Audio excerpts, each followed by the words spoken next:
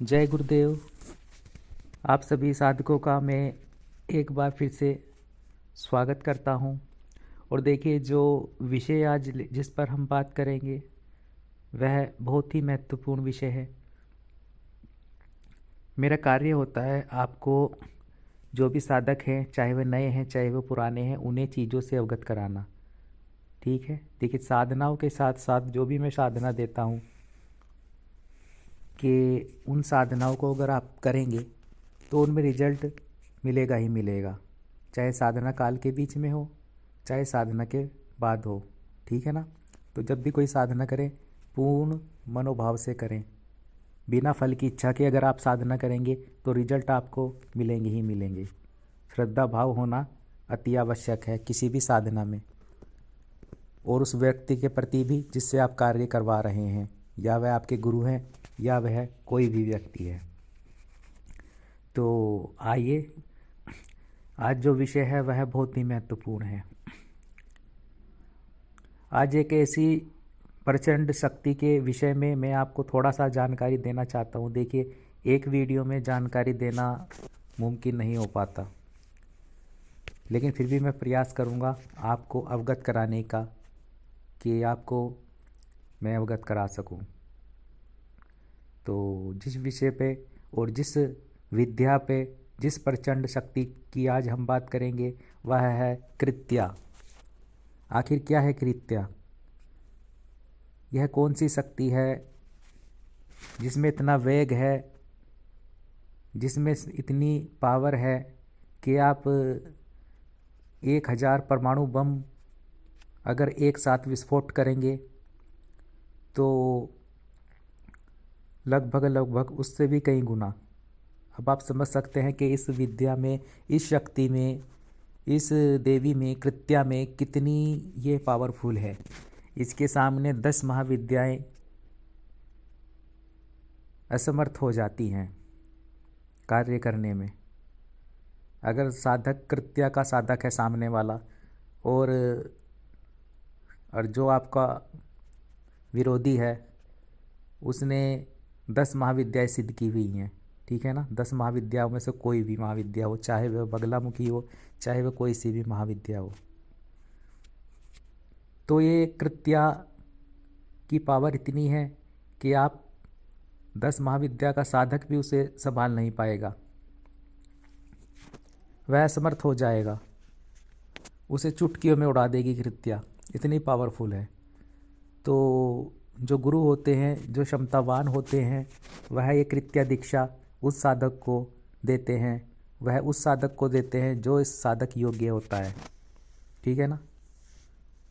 अब ऐसा नहीं होगा कि आपको दीक्षा दे दें और दीक्षा लेने के बाद तो शक्तिपात कर दें गुरु आप में दीक्षा के द्वारा। अगर आप कृत्या दीक्षा लेना चाहते हैं, एक तो योग्य गुरु को देंगे जो गुरु होंगे कृत्या, और दूसरा जो है वह आप में इतनी धैर्य होना चाहिए, इतना आप में ऊर्जा होना चाहिए। आप पहले से ही 10 महाविद्या में से कोई एक या दो या एक महाविद्या सिद्ध करके आपने रखी होनी चाहिए। वो ऊर्जा आप में हो, या कोई भी शक्ति को आपने सिद्ध किया हो, वो भी प्रत्यक्ष रूप से। ठीक है ना। उसका पूर्ण आशीर्वाद आपके साथ हो, ऊर्जा आपके साथ हो, और ख़ास तौर से गुरु मंत्र का आपने, जो 1.25 लाख का मंत्र का पुरुष चरण होता है, ये भी आपने कई बार किया हुआ हो और गुरु की विशेष कृपा आप पर हो, तब इसे आप कृत्या दीक्षा लेकर के गुरु से साधना कर सकते हैं। और साधना के बाद कृत्या जब सिद्ध हो जाती है साधक को, तब आप ये समझ लीजिए कि साधक के सामने शत्रु या कोई बाधा ऐसे चुटकियों में सामना करता है, साधक उड़ा देता है शत्रुओं को। जैसे आप एक परमाणु बम का आपने विस्फोट देखा होगा, जब विस्फोट होता है तो कुछ नहीं बचता। ठीक है ना। ना घास बचती है, ना पेड़ बचते हैं, ना पत्तियां बचती हैं। तो ठीक वैसे ही इसका वेग होता है कृत्या का, जो दिखता नहीं है। लेकिन अगर कोई, ये समझ लीजिए सामने वाले साधक ने कृत्या सिद्ध की हुई है, तो उसके सामने कोई शत्रु नहीं ठहरता, कोई योगी नहीं ठहरता, कोई तांत्रिक नहीं ठहरता, कोई इसका मुकाबला कर ही नहीं सकता। अगर विचार आ गए, विचार भर आ गए उसके कृत्य साधक के मन में, किसी ने उसको उसको कुछ बोल दिया है ना, और उसके मन में उसके प्रति नकारात्मक विचार आ गए हैं, जिसने कृत्या सिद्ध की हुई है, तो कृत्या उसका नाश कर देगी, सर्वनाश कर देगी, उसी का नहीं उसके पूरे के पूरे खानदान को उड़ा कर रख देगी कृत्या।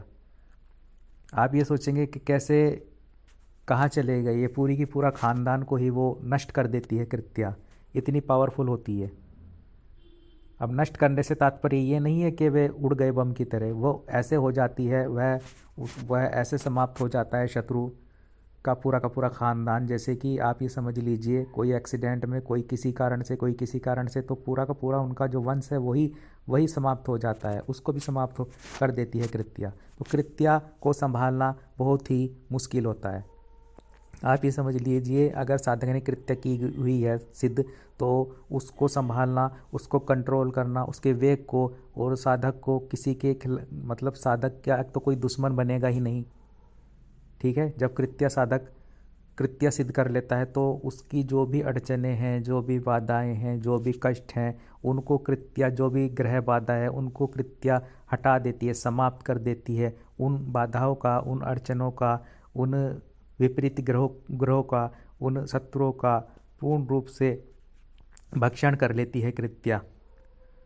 फिर वह साधक तीव्र गति से वह भौतिक और आध्यात्मिक क्षेत्र में सिद्धियां प्राप्त करता हुआ आगे बढ़ सकता है, ठीक है ना। कृत्य साधक पे कोई भी प्रयोग कर लीजिए आप, बड़े से बड़ा प्रयोग हो जाए कृत्या पे, कोई भी साधक कृत्या पे कोई भी प्रयोग नहीं चलता है। ना वहाँ महाकाली का प्रयोग चलेगा, ना वहाँ बगलामुखी का प्रयोग चलेगा कृत्या साधक पे, ना काल भैरव का प्रयोग चलेगा कृत्या साधक पे। कृत्या साधक का कोई कुछ बिगाड़ ही नहीं सकता, इतनी पावरफुल होती है कृत्या। लेकिन ये आती कहाँ से है, ये कौन सी देवी है, कभी आपने सोचा है? यह एक वेग है, यह एक ऊर्जा है, ये भगवान शिव की ऊर्जा है, ये माँ बगलामुखी की ऊर्जा है।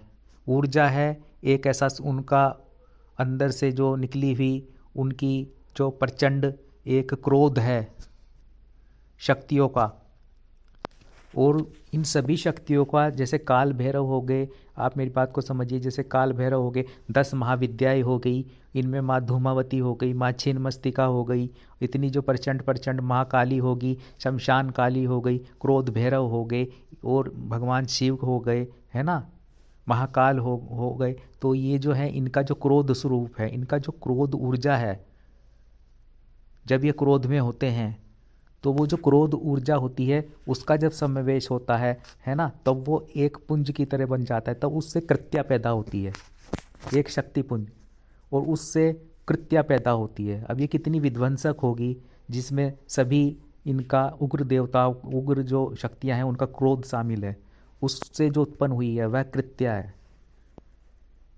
इस सभी समावेश से जो उत्पन्न हुई है शक्ति, वह कृत्या शक्ति होती है। तो वह इतनी प्रचंड है जिसका मुकाबला नहीं कर सकता कोई भी साधक, हर किसी की बस की बात नहीं है। और इसीलिए मैं कुछ बातें ये जो कृत्या से जुड़ी हुई लाया था आपके लिए।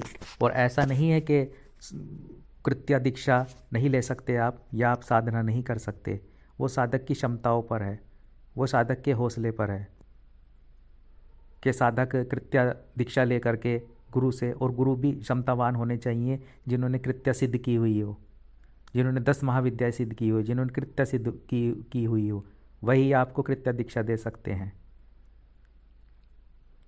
और फिर आप निर्भीक हो सकते हैं। तो ऐसी पावरफुल शक्ति होती है कृत्या। और कृत्या साधक अपने आप में ही जो है, एक तो क्रोध ही नहीं करता, क्योंकि क्रोध उसका समाप्त हो जाता है, कोई कारण बचता नहीं है जिससे कि उसे तनाव हो, और तनाव के कारण क्रोध आए, कोई कष्ट बचता ही नहीं है, कोई पीड़ा बचती ही नहीं है। देवी उसे एक तरह से अभय प्रदान कर देती हैं उस साधक को, उसका दिमाग हमेशा वह अपनी एक तरह से मस्ती में ही रहता है,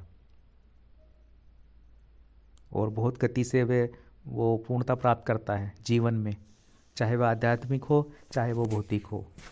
तो मैं थोड़ा कृत्या के विषय में आपको बता रहा था एक तरफ कृत्या हो गई और एक तरफ समस्त शक्तियाँ हो गई, तो वह अकेली ही काफ़ी है, आप ये समझ लीजिए।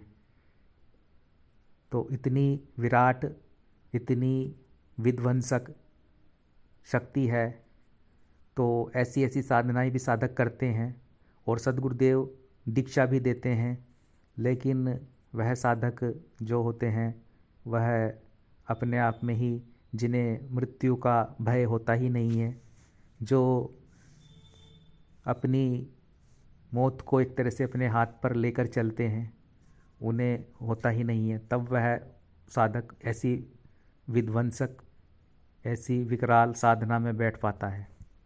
ठीक है ना। तो मैं तो यही चाहूँगा कि आप वही साधक बने जो आगे चलकर शक्तिपात युक्त आप यह कृत्या दीक्षा भी लें और एक ऐसे साधक बन सकें जो पूर्ण रूप से ब्रह्मांड में विजयी हो हर क्षेत्र में और आगे बढ़े। ठीक है ना। तो एक ये छोटी ही मैं वीडियो बनाऊंगा, ज़्यादा समय आपका नहीं लूँगा, और इस साधना के विषय में आगे जो वीडियो होगी भविष्य में उस पर एक वीडियो भी बनाऊंगा और साधना विधि भी दूंगा। और आप जो साधक, लेकिन आगे चल के मुझे लगेगा ये साधक दीक्षा और पात्र है, तो आप यह कृत्या दीक्षा भी लें और फिर साधना करें, फिर देखें क्या होता है और कैसे आप क्षमतावान एक साधक सही मायनों में बनते हैं। ठीक है ना। तो जय गुरुदेव, जय हो। निखिलेश्वर जी महाराज की जय हो।